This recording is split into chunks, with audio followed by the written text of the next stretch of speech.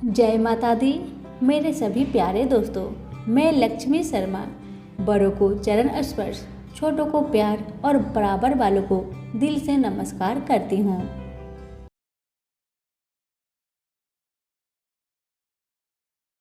ओम नमः शिवाय। आज मैं आप सभी को सावन महीने की प्रथम प्रदोष व्रत की कथा सुनाने जा रही हूँ। पहले जान लीजिए प्रदोष व्रत की शुभ मुहूर्त। हिंदू पंचांग के अनुसार श्रावण मास के कृष्ण पक्ष की त्रयोदशी तिथि का शुभ आरंभ 14 जुलाई शाम 7:17 पर होगा और इस तिथि का समापन अगले दिन 15 जुलाई रात्रि 8:32 पर हो जाएगा।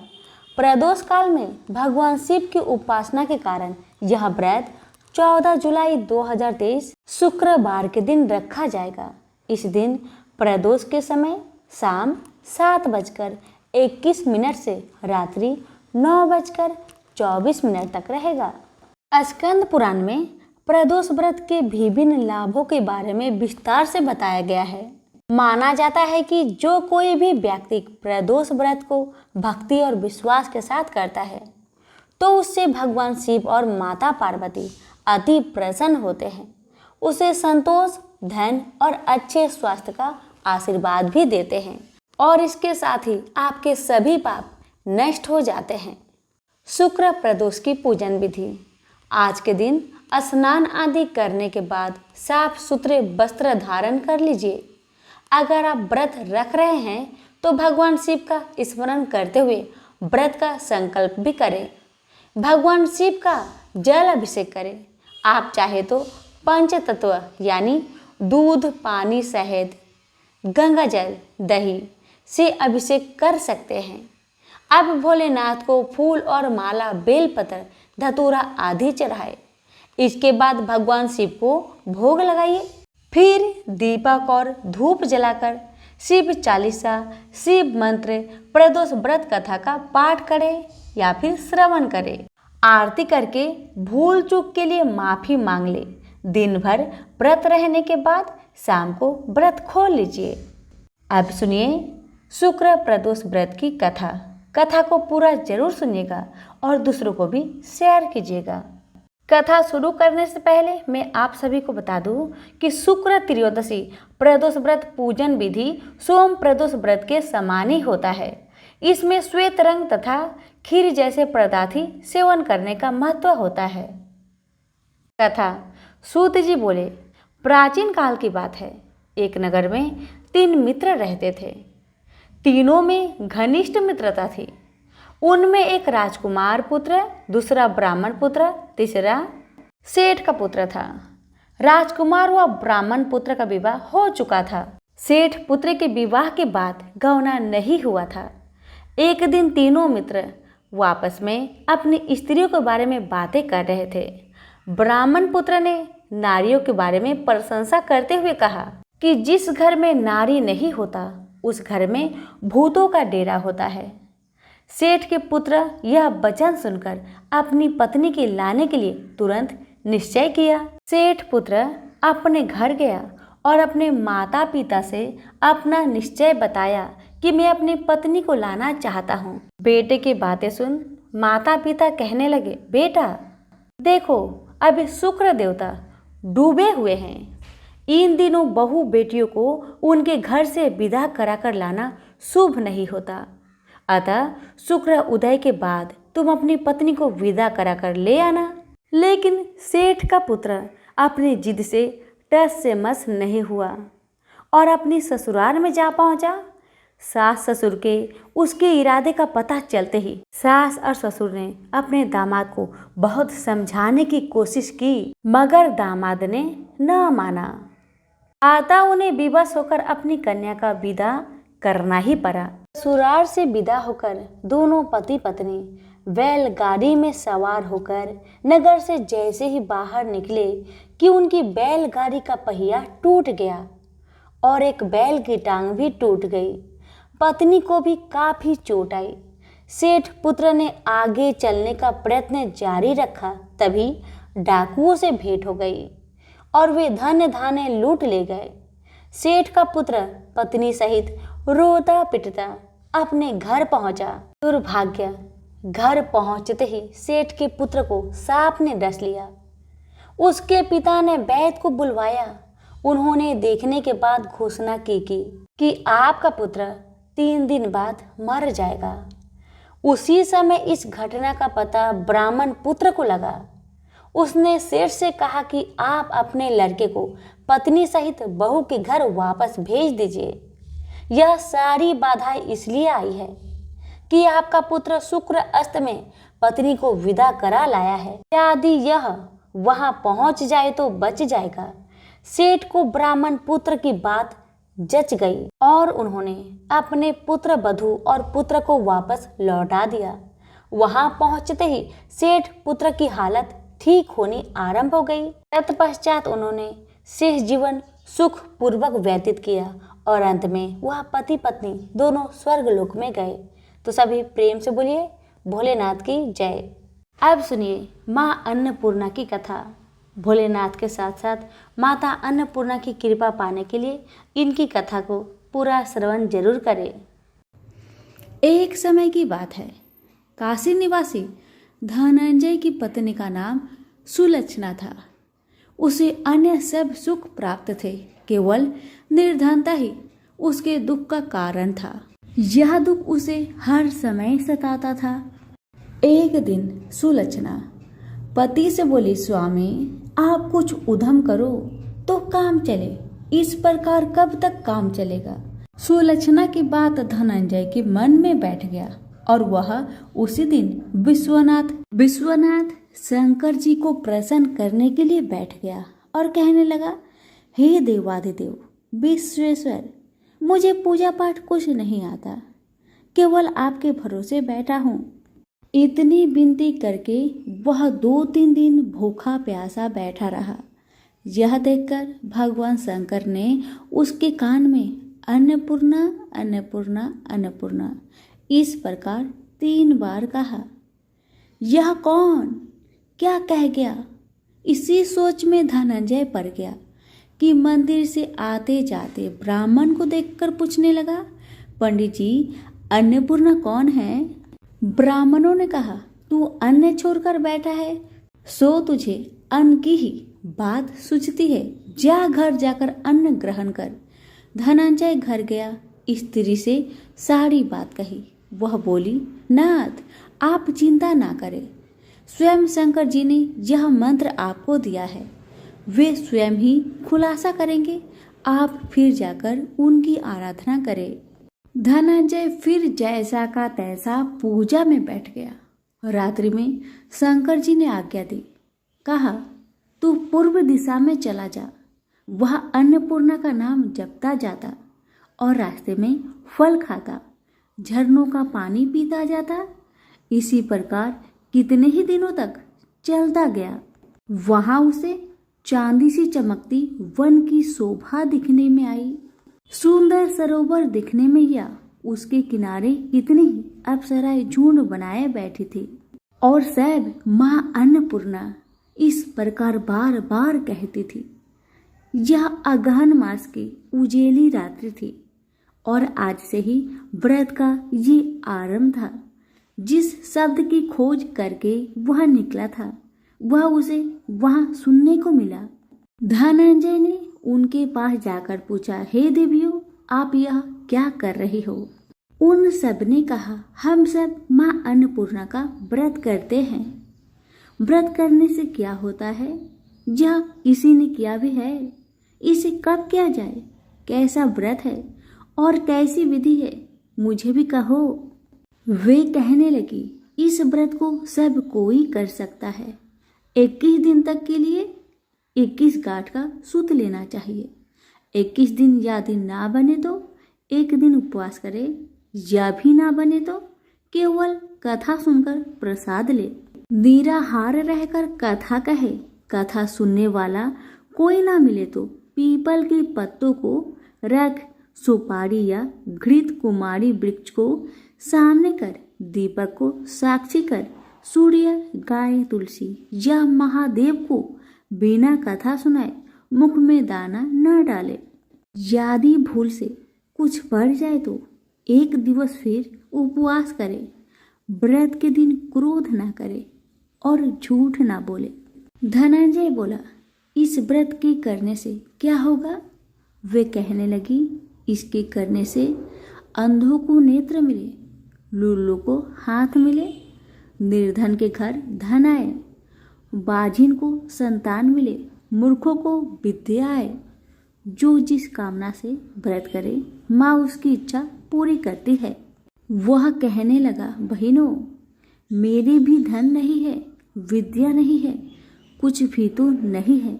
मैं तो दुखिया ब्राह्मण हूँ, मुझे इस व्रत का सूत दोगी? हाँ भाई, तेरा कल्याण हो, तुझे देगी। ले, इस व्रत का मंगल सूत्र ले। धनंजय ने व्रत किया। व्रत पूरा हुआ तभी सरोवर में से 21 खंड की स्वर्ण सीढ़ी हीरा मोती जड़ी प्रकट हुई। धनंजय जय अन्नपूर्णा अन्नपूर्णा कहता जाता था। इस प्रकार कितनी ही सीढ़ियां उतर गया तो क्या दिखता है कि करोड़ों सूर्य से प्रकाशमान अन्नपूर्णा माँ का मंदिर है। उसके सामने स्वर्ण सिंहासन पर माता अन्नपूर्णा विराजमान है। सामने भिक्षा हेतु शंकर भगवान खड़े हैं। देवगनाएं चंवर डुलाती है, कितनी ही हथियार बांधे पहरा देती है। धनंजय दौड़कर जगदम्बा के चरणों में गिर गया। देवी उसकी मन का कलेश जान गई। धनंजय कहने लगा, माता, आप तो अंतर्यामिनी हो, आपको अपनी दशा क्या बताऊं? माता बोली, मेरा व्रत किया है, जा, संसार तेरा सत्कार करेगा। माता ने धनंजय की जिह्वा पर बीज मंत्र लिख दिया। अब तो उसके रोम रोम में विद्या प्रकट हो गई। इतने में क्या देखता है कि वह काशी विश्वनाथ के मंदिर में खड़ा है। माँ का वरदान ले धनंजय घर आया। सुलक्षणा से सब बात कही। माता जी की कृपा से उसके घर में संपत्ति उमड़ने लगी। छोटा सा घर बहुत बड़ा गिना जाने लगा। जैसे शहद के पत्तों में मक्खियाँ जमा होती है, उसी प्रकार उनके सगे संबंधी आकर उसकी बड़ाई करने लगे। कहने लगे, इतना धन और इतना बड़ा घर, सुंदर संतान नहीं हो तो इस कमाई का कौन भोग करेगा? सुलक्षणा से संतान नहीं है, इसलिए तुम दूसरा विवाह करो। अनिच्छा होते हुए भी धनंजय को दूसरा विवाह करना पड़ा और सती सुलक्षणा को सौत का दुख उठाना पड़ा। इस प्रकार दिन बीतते गया। फिर अगहन मास आया। नए बंधन से बंधे पति से सुलक्षणा ने कहलाया कि हम व्रत के प्रभाव से सुखी हुए हैं, इस कारण यह व्रत छोड़ना नहीं चाहिए। यह माता जी का प्रताप है जो हम इतने संपन्न और सुखी है। सुलक्षणा की बात सुन धनंजय उसके यहाँ आया और व्रत में बैठ गया। नई बहू को इस व्रत की खबर नहीं थी। वह धनंजय की आने की राह देख रही थी। दिन बीतते गए और व्रत पूर्ण होने में 3 दिवस बाकी थे कि नई बहू को खबर पड़ी। उसके मन में ईर्ष्या की ज्वाला दहक रही थी। सुलक्षणा के घर आ पहुंची और उसने वहां भगदड़ मचा दी। वह धनंजय को अपने साथ ले गई। नए घर में धनंजय को थोड़ी देर के लिए निंद्रा ने आ दबाया। इसी समय नई बहू ने उसका व्रत का सूत तोड़कर आग में फेंक दिया। अब तो माता जी का कोप जाग गया। घर में अकस्मात आग लग गई। सब कुछ जलकर खाक हो गया। सुलक्षणा जान गई और पति को फिर अपने घर ले आई। नई बहू उठकर पिता के घर जा बैठी। पति को परमेश्वर मानने वाली सुलक्षणा बोली, नाथ, घबराना नहीं, माता जी की कृपा अलौकिक है। पुत्र कुपुत्र हो जाता है और माता कुमाता नहीं होती। अब आप श्रद्धा और भक्ति से आराधना शुरू करो, वे जरूर हमारा कल्याण करेगी। धनंजय फिर माता के पीछे पड़ गया। फिर वही सरोवर सीढ़ी पर कट हुई। उसमें माँ अन्नपूर्णा कहकर वह उतर गया। वहां जा माता जी के चरणों में रुदन करने लगा। माता प्रसन्न हो बोली, यह मेरी स्वर्ण की मूर्ति ले, उसकी पूजा करना, तू फिर सुखी हो जाएगा। जा, तुझे मेरा आशीर्वाद है। तेरी स्त्री सुलक्षणा ने श्रद्धा से मेरा व्रत किया है, उसे मैंने पुत्र दिया है। धनंजय ने आंखें खोली तो खुद को काशी विश्वनाथ के मंदिर में खड़ा पाया। वहां से फिर उसी प्रकार घर को आया। इधर सुलक्षणा के दिन चढ़े और महीने पूरे होते ही पुत्र का जन्म हुआ। गांव में आश्चर्य की लहर दौड़ गई। मानता आने लगा। इस प्रकार उसी गांव के निसंतान सेठ के पुत्र होने पर उसने माता अन्नपूर्णा का मंदिर बनवा दिया। उसमें माताजी धूमधाम से पधारी, यज्ञ किया और धनंजय को मंदिर का आचार्य का पद दे दिया। जीविका के लिए मंदिर की दक्षिणा और रहने के लिए बड़ा सा सुंदर भवन दिया। धनंजय स्त्री पुत्र सहित वहां रहने लगा। माताजी की चढ़ावे में भरपूर आमदनी होने लगी। उधर नई बहू के पिता के घर डाका पड़ा, सब लूट गया। वे भीख मांगकर पेट भरने लगे। सुलक्षणा ने यह सुना तो उन्हें बुलावा भेजा, अलग घर में रख लिया और उनके अन्न वस्त्र का प्रबंध कर दिया। धनंजय, सुलक्षणा और उसका पुत्र माताजी की कृपा से आनंद से रहने लगे। माताजी ने जैसे इनके भंडार भरे वैसे सबके भंडार भरे। प्रेम से बोलिए अन्नपूर्णा माता की जय हो। एक गांव में एक माँ और उसकी छोटी सी बेटी रहा करती थी। एक दिन बिटिया रानी अपने माँ से कहने लगी, माँ, सभी लोग मेला देखने जा रहे हैं, मुझे भी जाना है, मुझे जाने दो ना माँ। बिटिया की बात सुनकर माँ ने कहा, बेटी, तुम छोटी हो, अगर मेले में जाओगी तो वहाँ पर बहुत भीड़ होगा, तुम गिर जाओगी, तुम्हें चोट लग जाएगी। लड़की ने अपनी माता की बात नहीं सुनी और मेला जाने के लिए तैयार होने लगी। बिटिया को जाने से पहले माता ने कहा, ठीक है, अगर तुम जाना ही चाहती हो तो लो, ये घी की बनी लड्डू है जो गणेश जी को अति प्रिय है, तुम ले जाओ। इसमें से एक लड्डू गणेश जी को खिला देना और एक लड्डू तुम खा लेना। और ये रहा पानी, गणेश जी को लड्डू खिलाने के बाद उन्हें पानी पिलाना बिल्कुल भी मत भूलना, और जो पानी बच जाए उस पानी को तुम भी पी लेना। लड़की लड्डू और पानी लेकर गणेश मेले में चली गई। सभी गांव वाले गणेश मेले में घूमे फिरे, सभी लोग वापस चले आए, पर वह बच्ची मेले से वापस नहीं आई। वह बच्ची गणेश जी की मूर्ति के पास जाकर बैठ गई और कहने लगी, गणेश जी, एक लड्डू और पानी आपके लिए है और बाकी जो बचेगा वो मेरे लिए है। इस तरह कहते कहते सारी रात बीत गई। बेचारी लड़की गणेश जी की मूर्ति के पास बैठी ही रही। यह देखकर गणेश जी सोचने लगे कि अगर मैंने यह बच्ची की लड्डू और पानी नहीं खाया तो बेचारी अपने घर जाएगी ही नहीं। अब तो गणेश जी को मजबूरन उस बच्ची के पास अपना भेष बदलकर आना पड़ा और उस लड़की के हाथों से एक लड्डू लेकर खा लिया और साथ में थोड़ा पानी भी पी लिया और कहने लगे, बिटिया, ये लड्डू बहुत ही स्वादिष्ट थे, मुझे खाकर बहुत आनंद आ गया, मैं बहुत प्रसन्न हूँ, तुम वर मांगो मुझसे, तुम क्या चाहती हो। लड़की मन ही मन में सोचने लगी कि मैं क्या मांगू, अन्न मांगू या धन मांगू या अपने लिए अच्छा वर मांगू या खेत मांगू या महल मांगू। बेचारी यह सब वह अपनी मन में सोच ही रही थी तो गणेश जी उनकी मन की बात को जान गए। गणेश जी उस लड़की से बोले, जाओ बेटी, तुमने जो मन में सोचा है तुम्हें वह सब मिल जाएगा। अब लड़की बहुत ही प्रसन्न मन से अपने घर को आई तो माँ ने पूछा, बेटा तुम इतनी लेट क्यों लगा दी? तब बिटिया ने कहा, माँ आपने जैसा कहा था मैंने वैसा ही किया है। और देखते ही देखते लड़की ने जो भी अपने मन में सोचा था वह सब कुछ उसे मिल गया। तो सभी प्रेम से बोलिए विनायक जी की जय हो, गणेश जी की जय हो। कथा यहीं पर समाप्त हुई। धन्यवाद।